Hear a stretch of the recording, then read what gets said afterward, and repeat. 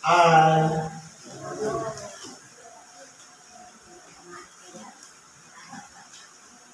Father's Day,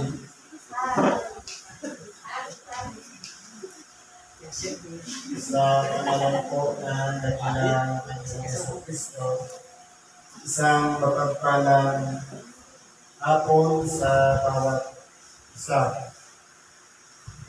Dito po tayo sa pagpapatuloy ng ating gawain kung saan ating pong inibigyan ng buhay ang mga sitas o mensahe na ipinagkakaloob sa bawat gawain.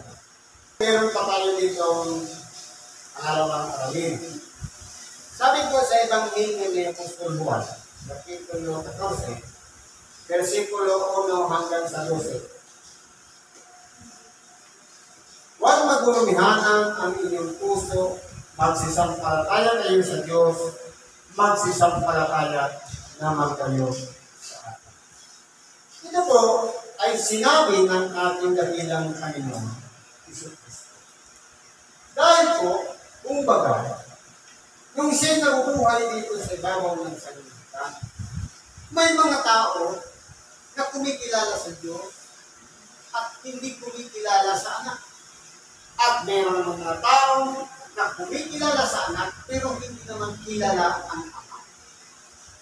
Ngayon, kung titingnan po natin, sabi niya, huwag magulumihanan ng inyong puso. Ito po kasing puso ito, sabi niya, minsan magandangin. Kung ano po yung surroundings, kung palagi natin nakakasalamuha, halimbawa, may kapitbahay ng nagsisigasan sa asawa, nakikita mo, nabitin mo, akala mo, kasama ka na rin doon. Nanonood ka ng pelikula, palaging barilan, minsan nakala mo parang kahit tulog ka, hindi mo pagsubukan ka. Kung ikaw naman, palagi ka nanonood ng drama, minsan iyakan ka. Pag puro naman bumili, masayahin ka. Kaya ngayon, kung hindi nga po nasa surroundings po natin, nasa kapaligiran ng natin. Kaya ngayon, yung sitwasyon na to, ito yung sitwasyon na yung tao balisa. Pinigilala yung ama, pero hindi kilala si Kristo dahil tinatatwa nila yung tinatawag ng Mesiyas. Kaya akala ng mga Escribas Pariseo, si Kristo, lumutang lang doon, kinukontra yung utos ng ama. Pero hindi po ginagawa nga dahil siya nabuhay sa ilalim ng pamamahala ng kautosan ni Moises. Sabi nga, ngayon sabi niya, magsisampalataya kayo sa Diyos, magsisampalataya naman kayo sa Diyos. Ano po ba ang ibig sabihin ng pananampalataya? Ang pananampalataya ay ang paniniwala at pagtitiwala sa mga bagay na hindi pa natin. Sabi nga, believe. Tayo yung believers. Sumampalataya tayo sa Diyos, ganun din sa ating dakilang Panginoong Jesucristo. Sabi nga, sa bahay ng ating Ama ay maraming tahanan. Kung di ngayon ay sinabi ko sana sa inyo sapagkat ako'y paroroon upang ipaghanda ko kayo ng dakong kalalagyan. At kung ako'y pumaroon at kayo'y may paghanda ng kalalagyan, ay ulit parmito ako at kayo tatanggapin ko sa aking sarili kung saan ako naroon kayo naman ay tumuon. Kaya kung titingnan po natin, sinisecure dito ng ating dakilang Panginoon kung ano yung magiging buhay after life. Dahil po, kung dito po sa ibabaw ng sanlibutan, meron tayong kinikilalang bahay, panalangin, o mga simbahan. Meron tunay na bahay ang Diyos. Sa makatuwid, yung kanyang tahanan, maraming silid. Kumbaga, meron ng preparasyon ang ating Ama sa kalangitan sa magiging kalagayan natin. Kaya ngayon, sabi ng ating dakilang Panginoon, ako'y paroroon upang ipaghanda ko kayo ng kalalagyan. Kaya po, nung nabubuhay pa siya dito sa ibabaw ng sanglibutan, kinakailangan niya munang isakripisyo ang kanyang buhay bilang pinag-aalay upang sa ganoon matubos tayo sa kasalanan. Kasi yun lang po ang pinaka-target niya. Yung kanyang nag-iisang buhay, naialay niya nang sa ganoon matubos ang lahat ng kasalanan ng tao. Kasi po, ayon sa kautusan ni Moises, kapag ang isang tao nagkasala, mayroong katumbas na kinakailangang ipabuhos na dugo. At minsan lamang pumasok sa ating pangalan ng ating dakilang Panginoon sa matakumbagay. Tinatawag sa dakilang saserdote na ang saserdote gumagawa ng pagtutubos ng mga kasalanan, pero siya mismo sarili ng dugo ang ipinangtubos ng kasalanan. Kaya po, pagkatapos ng magawa niya yun, nung mamatay siya, ito na yung ginawa niyang paghahanda na kung saan siya pumaroon, tayo naman ay doon. Ibig sabihin, kung paano natin sinusundan siya sa kanyang mga aral, sa kanyang mga ipinapahayag na banal na salita o salita ng Diyos, dapat po, kung saan napunta ang ating dakilang Panginoon doon man sa kalwalhatian ng kanyang Ama, dapat kasama niya tayong naroon din sa kanyang kinalalagyan. Kasi yun po ang gusto ni-secure ng ating dakilang Panginoon. Yung magiging posisyon natin dito sa ibabaw ng sanlibutan, pagkatapos na tayo mamatay, saan kaya tayo panuroon? Kaya kung siya'y namatay, nagkabuhay na ulit sa mga patay, nandun siya sa piling ng kanyang Ama, dapat doon naman tayo pumaroon. Hindi ba ga? Napakaganda ng offer ng ating dakilang Panginoon. Kung saan ako doon ay tayo naman ay lumuon. Ibig sabihin, kung nasaan siya sa mga panahon na yun, dapat papunta naman tayo sa kanyang pinaroon. At kung saan ako paroon, ay nalalaman ninyo ang lahat.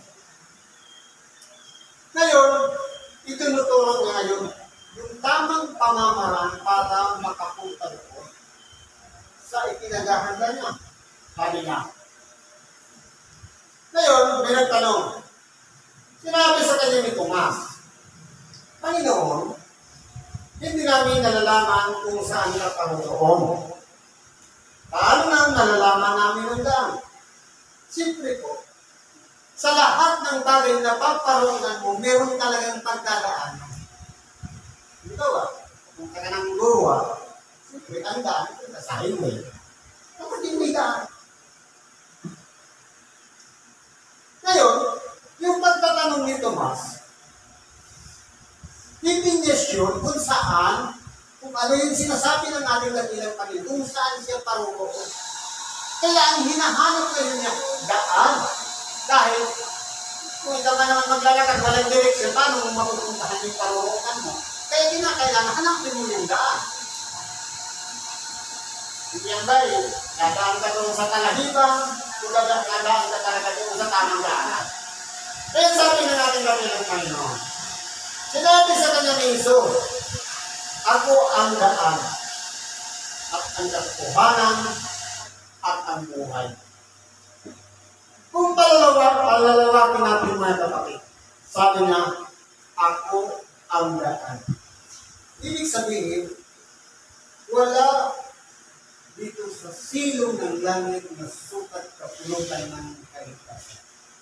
Ang hinahanap natin, kaligtasan, sabi nga, kung saan siya pumaroon, tayo naman ay dumoon. Dahil dalawa lang po ang lalakaran ng tao. Malapad na daan at makipot na daan. Ang ating dakilang papunta doon sa makipot na daan. Ngayon, kung hindi natin alam na ang daranan, dapat kilala natin ang buhusan ng ating dakilang Panginoon. Dahil siya lang po ang mag-o-over ng pinakadaan na walang iba sa lahat ng bagay gagamitin natin ang kanyang anak.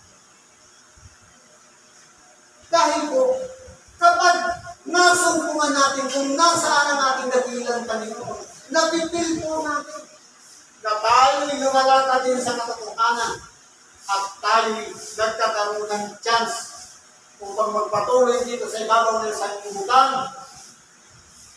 Pagkat tayo nagkakasala, ang mahalaga, isinusuko po rin natin ang ating sarili para ihingi ang tawad sa Diyos. Para malaman natin. Kasi tatlo ang hinahanap natin. Yung daan, yung katotohanan, at sa kabuhay. Siya po yun, ang ating dakilang Panginoon. Si Tomas ang hanap ng daan. Sabi, ako ang daan, ang katotohanan, at ang buhay. Ibig sabihin, walang ibang kapupulutan para masumpungan natin yung tamang pamamaraan para makaparoon tayo dun sa tinarungan ng ating dakilang Panginoon Jesus. Kundi siya lamang. Ibig sabihin, kailangan kumunit muna tayo sa ating dakilang Panginoon para makuha natin kung saan talaga tayo paroroon. Kung doon tayo paroroon sama, kung nandoon ang ating dakilang Panginoon, dapat hanapin muna natin ang daan. Hanapin muna natin sa ating mga sarili ang ating dakilang Panginoon sa Kristo. Saka natin masusumpungan ang daan.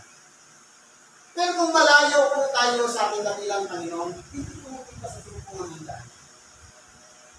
Sapagkat walang ibang pangalan sa silong ng langit sa pangalan lamang ng ating dakilang Panginoon, Jesus Kristo. Ano pa sabi niya? Sino man na hindi makaparuroon sama kundi sa pamamagitan ko.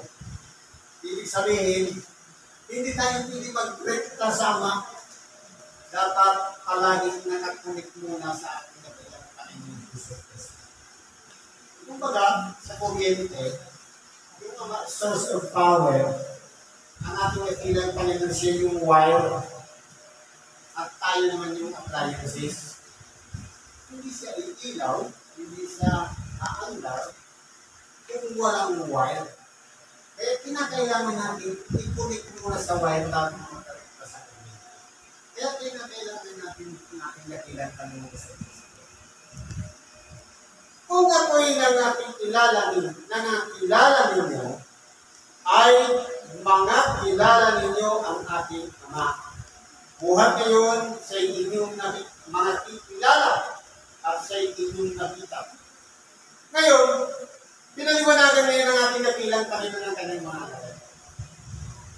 Kung nangakilala ninyo ang ating Ama, buhat ngayon yung mga kilala at sa inyong nakita. Ibig sabihin, ang tagakilala ko kasi sa akin, hindi lang yung nakikita ng mata. Kundi, mapipil natin nasa presensya niya.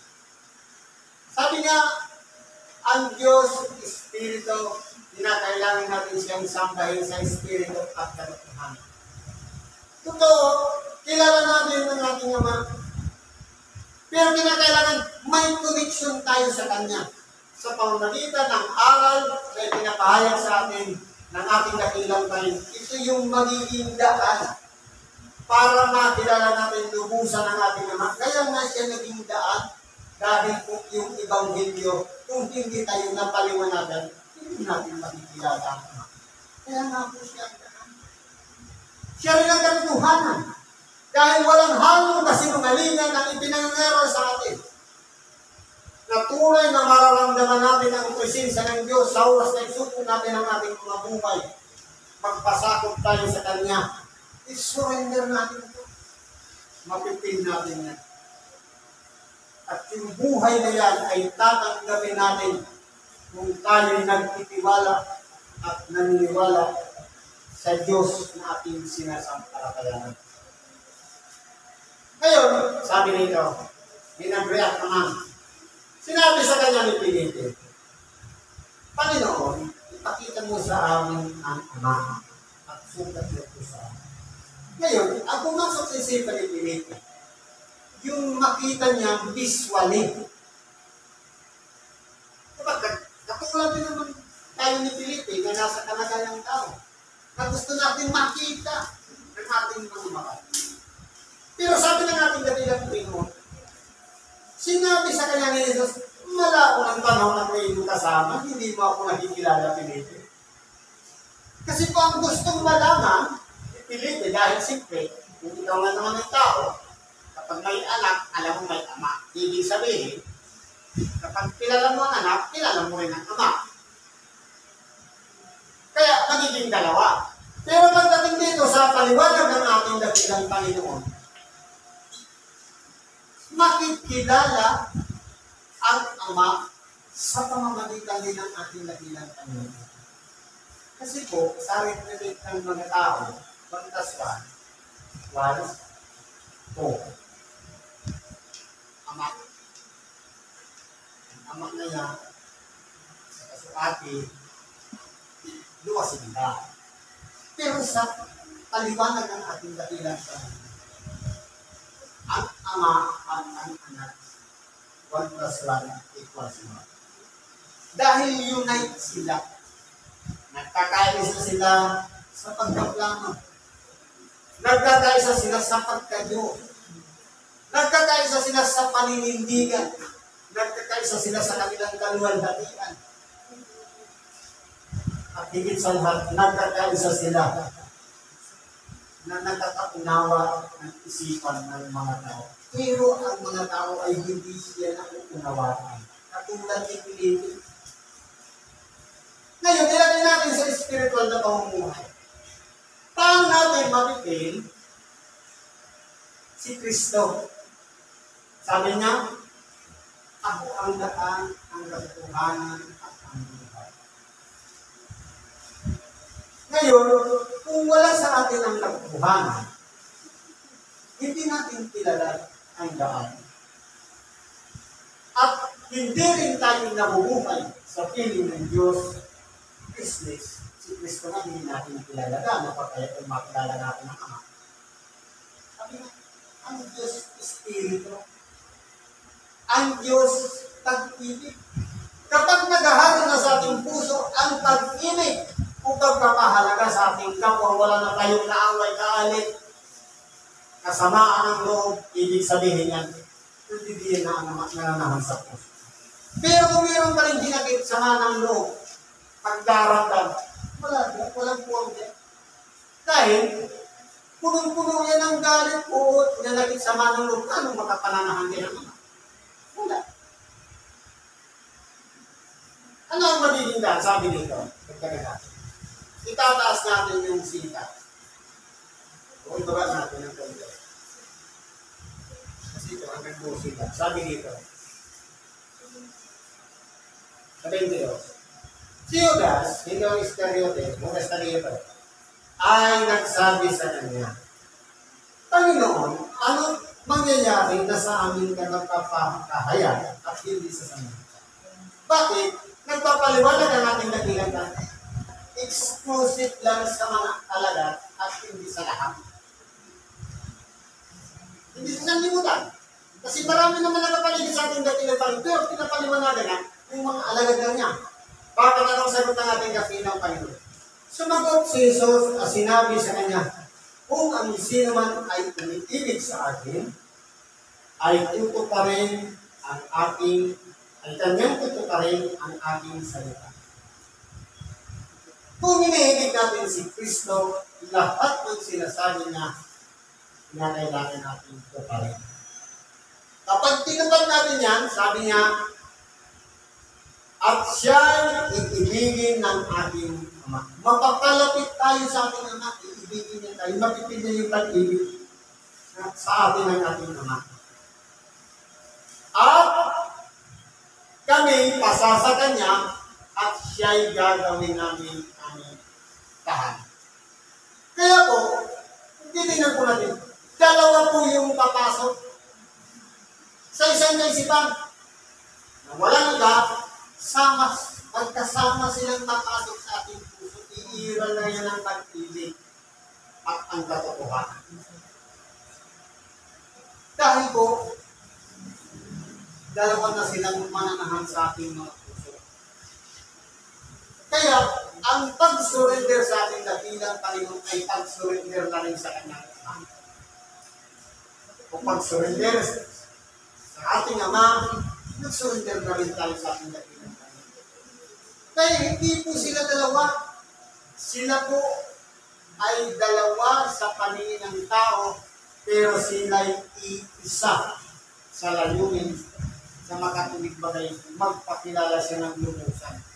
In shortcut, wala na tayong ibang lalapitan. Kahit lumapit tayo sa ating dakilan tayo, nakalapit na tayo sa Ama. Humingi tayo ng tawad sa Diyos, nakahingi na rin tayo ng tawad sa ating dakilan tayo. Ganun po yung vice versa. Iisa lang yun. Kaya, ang paliwanag dito ng ating dakilang Panginoon, hindi ka ba nananampalataya na ako'y nasa Ama at ang Ama ay nasa atin? Ano pa ang proof o patotoo? Kasampalatayanan mo na ang ating dakilang Panginoon, kasampalataya ka na sa kanyang Ama.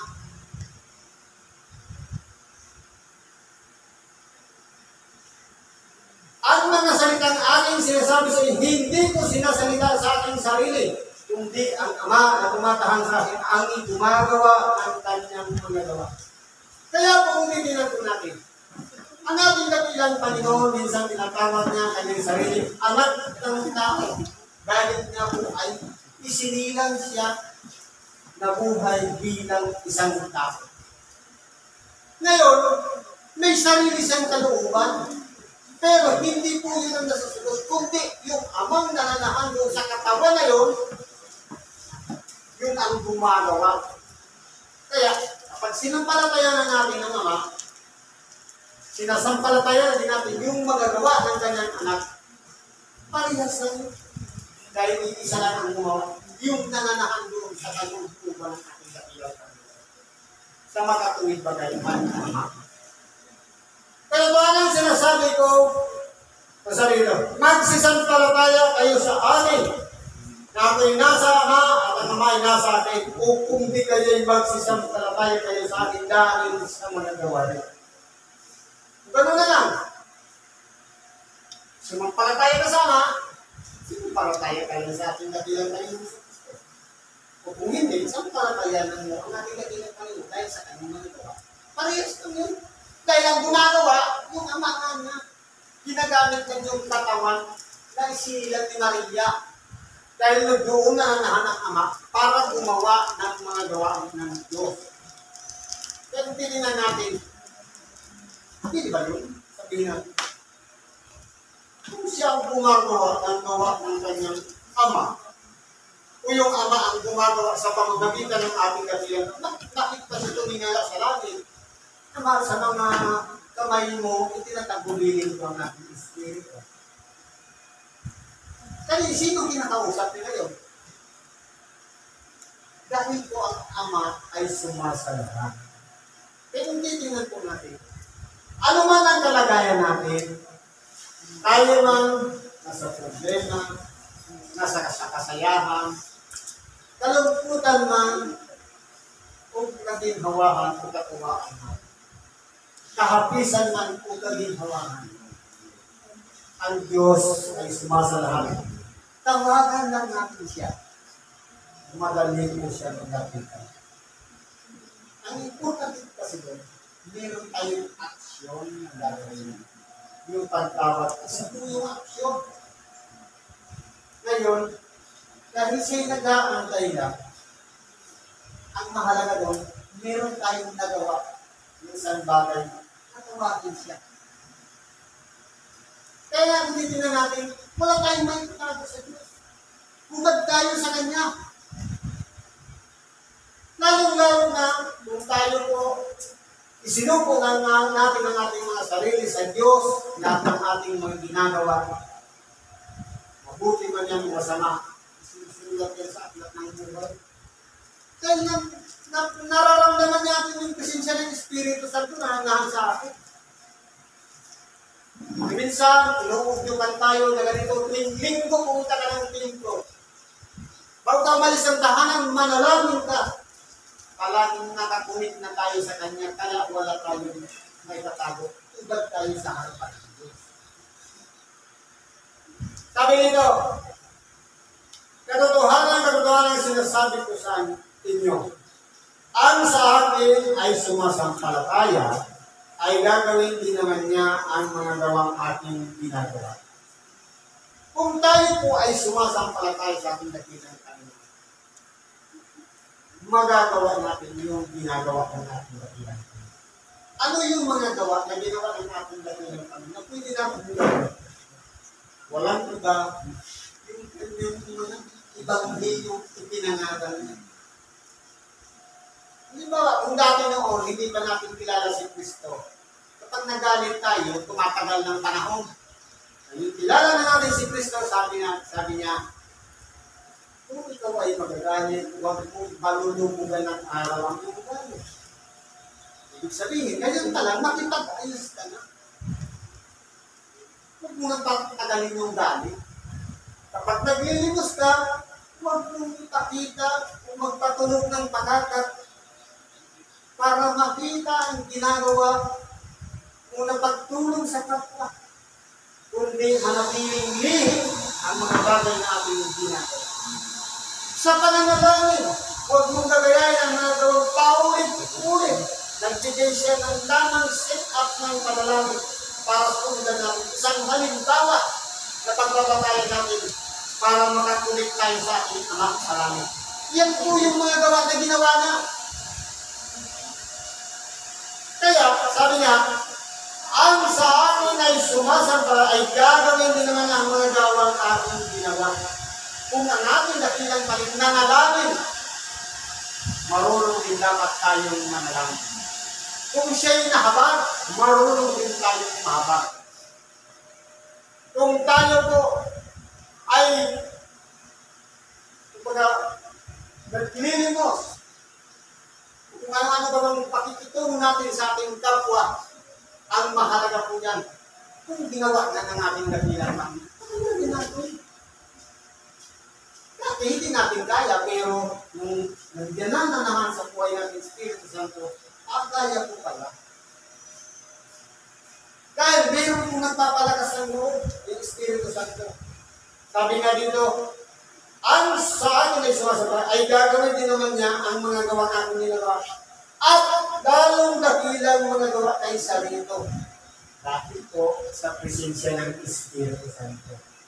Kung si Kristo'y nagmilagro, makakapagmilagro din tayo. Dakilang gawa po yun. Sa oras na magpasakit tayo sa Diyos. Sapagkat, sabi niya, ako'y paroro. Ibig sabihin, mayroon kasi siyang destinasyon. Babalik na sa sama, at mayroon naman siyang susubuhin, walang iba, yung Espiritu Santo. Yun na yung magtuturo sa atin sa mga bagay na kukuha siya sa mga tinuro ng ating dakilang Panginoon at ituturo naman sa atin. Kaya kung titignan natin, ang pangangaral ng Ebanghelyo, hindi lang nagtapos sa kanyang mga alagad. Nagpapatuloy po yan hanggang ngayon. Marami pang henerasyon ng lulutang na magpapangaral din ng salita ng Diyos.